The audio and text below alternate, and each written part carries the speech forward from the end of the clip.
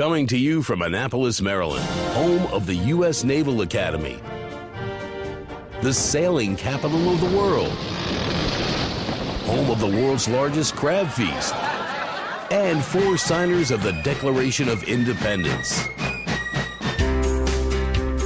This is the Eye on Annapolis Daily News Brief, a daily roundup of local news that you can use, including local sports, local events, local opinion, and local weather from DMV Weather.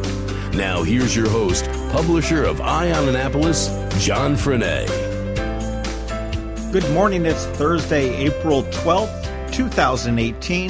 This is John Frenaye, and this is your Eye on Annapolis Daily News Brief. An Iraq war veteran who suffers from PTSD has been sentenced to life in prison for stabbing his girlfriend more than 50 times. 40-year-old Ryan Halaban said in court that he recalls stabbing his girlfriend twice last spring. He pleaded guilty in January to killing his 28-year-old girlfriend, Jalinda Butler, also a veteran. While Halaban said the two were addicted to opioids, prosecutors were able to display that Halaban had a history of domestic violence. Circuit Court Judge Allison Asti presided over it, and she recommended that he be treated at a maximum security mental health hospital. And even more tragic than the crime itself, Halaban's 14-year-old son was at the Crofton townhome during the attack. Walmart is spending about $28 million here in Maryland. They plan to spend $28 million over the next year to renovate 8 Maryland stores, 2 of them right here in Anne Arundel County. The retail giant's remodels typically include updated colors, new signage, new lighting, refreshed bathrooms, wider aisles, and interactive displays in the electronics department. And the Walmart stores up at Arundel Mills at 7801 Arundel Mills Circle and the one in Severn at 407 George Klaus Boulevard are both on the list to be renovated. That's about $3.5 million per store. I'm looking at a list that has some good news for Prince George's County, but I don't see Anne Arundel County anywhere on it. It is the list of job growth, and Prince George's County has led job growth in Maryland for, get this, 5 consecutive years now. And they added 6,175 jobs between the third quarter of 2016 and the third quarter of 2017. That's a job growth rate of 1.97%, which is more than double the 0.86% growth rate for the entire state of Maryland. Prince George's County accounted for 27% of all the new jobs created in the state, and 2018 looks pretty good for them too as well. In February, Giant Food announced that it would relocate its headquarters from Pennsylvania back to Landover, bringing 200 jobs. Earlier this month, ID Agent announced that it is going to build its headquarters in Bowie. And next month, Future Care is going to open the first new freestanding rehab facility in Prince George's County in 20 years in Largo. That'll bring 220 new jobs. Coming in second place was Howard County, and in dead last was Baltimore County with the weakest annual job growth rate at just 0.23%. I'm not sure where Anne Arundel County fell in there, but it's kind of interesting that the Prince George's County executive is the front runner of the Democratic candidates running for governor. And the Baltimore County executive seems to be one of the bottom runners. A very cool event is going to be kicking off this weekend in Baltimore, and Baltimore's Mayor Catherine Pugh says she expects the Light City Festival to attract more than 470,000 visitors over the next week.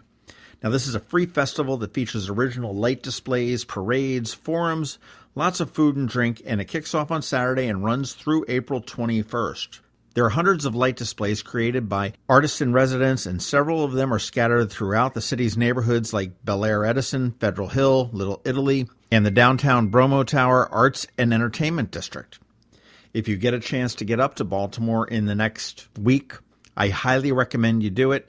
If you're not sure what it's all about, just Google Light City Baltimore and then click on the image tab and see how cool that looks. That's about it for the news on this Thursday, and because it is Thursday, we have Trevor on deck with your Maker's Minute. And of course, we've got George Young with your local and beautiful DMV weather forecast. All that coming right up after Sean O'Neill with RBC Wealth Management. I'm Sean O'Neill, your local RBC Wealth Management Advisor. More than likely, the primary reason you save and invest is to achieve your life goals while ensuring your long-term financial well-being. But before you can determine your preparedness towards your goals, you need long-term answers to important questions about how much money you need, where it will come from, and how long it will last. RBC Wealth Plan, a new industry-leading tool, is now available to help answer these questions and develop your personal plan using a conversational approach. With RBC Wealth Plan, we can create a personal analysis based on these unique goals while offering you the ability to weigh certain decisions and determine what's best for you and your family. Call me, Sean O'Neill, today at 410-573-6723 for a complimentary consultation. RBC Wealth Management, a division of RBC Capital Markets, LLC. Member NYSE, FINRA, and SIPC. This is Maryland. The weather can be nearly unpredictable. We've got George Young from DMV Weather in Annapolis to sort it all out. Hey everyone, this is George with DMV Weather, and this is your Eye on Annapolis forecast for Thursday, April 12th. Today is the day for Annapolis and all of Anne Arundel County. You know, the first of 4 days with temperatures finally in the 70s, if not some 80s on Friday and Saturday. For today, look for temps 70 to 75 with breezy conditions of 10 to 20 miles per hour with gusts maybe up to 30 or more. Same for tomorrow, but with temps a bit warmer in the 75 to 80 plus degree range.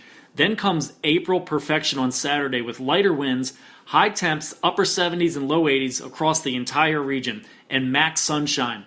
As for Sunday, temps will still be warm in the 70s, but the expectation now is for rain showers to likely be in the mix throughout much of the day, so stay tuned for updates on that piece, but start to plan now for a big Saturday outdoors.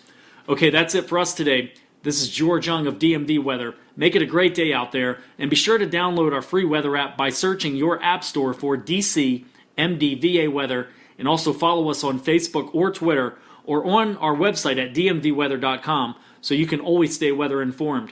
And as always, remember one thing, whatever the weather outside, have fun and be safe. Hi, this is Randy. And Claudia Boldiga. Please join us and our presenting sponsor, RXNT, on Saturday, April 28th on AAMC's South Campus for Denim and Diamonds Bash. Proceeds will benefit mental health and addiction services in our community. Now more than ever, we need to focus on this critical need. The bash sold out last year, so don't delay and join us for this fabulous night under the stars. Can't make the party? You can still help by purchasing a raffle ticket. This year's raffle is a stunning 4-piece amethyst jewelry collection donated by Cezanne Jewelers, valued at $5,000. Only 100 tickets will be sold for the raffle, so don't miss out. For event or raffle tickets, go to aamcdenimanddiamonds.org. Thanks for your support of Anne Arundel Medical Center's efforts to improve the availability of mental health and addiction services throughout our community. Remember, it's not just a party, it's a party with a purpose. This is Trevor from Annapolis Makerspace with this week's Maker Minutes. April 5th through the 28th in Laurel, at the Montpelier Historic Site, the Chesapeake Woodturners are showing off turned wood objects. They also have demos every Saturday, weather permitted. Tonight from 7 p.m. to 8:30 p.m. is Bees, Beneficials, and Blooms at Glenview Mansion in Rockville, Maryland, where they talk about honeybees and other pollinators and help you decide what to plant in your garden to attract them. Sunday at the Port Discovery Children's Museum is Maryland 529 Discount Day. Maryland 529 is a college savings plan of Maryland, and they're offering $5.29 off of tickets to the Port Discovery Children's Museum on Sunday. Starting Saturday the 14th and running through the 21st is Light City Baltimore. It's a massive citywide display of lights. Various neighborhoods have light displays as well as some giant displays around the Inner Harbor. There's a display called On the Wings of Freedom, which features hundreds of color-changing butterflies. One called Octopus, which is a large-scale automated sculpture internally lit by thousands of LEDs. And another one called Prismatica that consists of 25 giant prisms. There's all kinds of things going on with Light City Baltimore. There's various labs, including a maker lab. So head on over to their website and check out all the different things going on. We're right smack dab in the middle of National Robotics Week, which is April 7th through the 15th. National Robotics Week is a series of grassroots events and activities during the month of April aimed at increasing public awareness of the strength and importance of the U.S. robotics industry and of the tremendous social and cultural impact that robotics have on our future. Check their website for various events going on all around the country.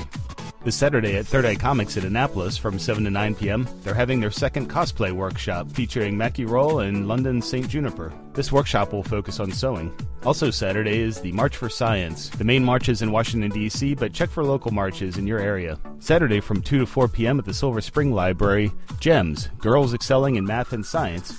is having a free STEM robotics workshop. Tomorrow from 5 to 6:30 p.m., Greenbelt Makerspace is having their Little Makers Workshop. And Saturday from 10 a.m. to 4 p.m. is Greenbelt's Maker Festival. Monday at 6 p.m. at the Odenton Library is Kids Can Cook, featuring breakfast. Join Emily Kraft, in-store nutritionist for Giant Food, to learn why breakfast is the most important meal of the day and how to make breakfast options that will fuel you all day long. Registration is required, so check the links I'll be posting later today. As always, every Thursday night is Electronics Night at Annapolis Makerspace. Bring along any kind of electronics projects you might be working on, and let's work on them together. I'll be posting links to these events at Annapolis Makerspace website at makeannapolis.org sometime today. And whether you're making art, software, sawdust, or just a mess, chances are you're already a maker. This has been Trevor with Annapolis Makerspace with this week's Maker Minutes.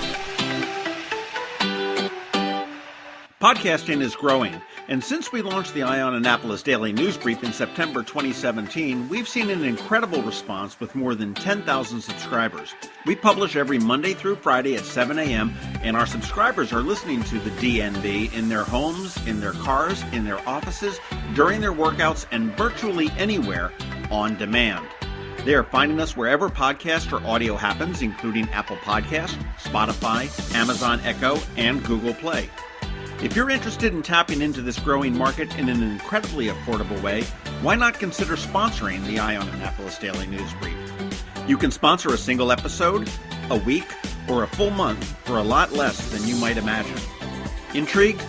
Shoot us an email. The email address is info@eyeonannapolis.net. Let's see if it makes sense for you. Thanks for listening to the Eye on Annapolis Daily News Brief. If you like what you heard, make sure to tell your friends and colleagues about it. And also tell them about our website, eyeonannapolis.net, where you can find much more. Be sure to check out our other weekly podcast, The Maryland Crabs. This podcast comes to you every Monday through Friday at 7 a.m. Thanks for listening, and we'll see you next time.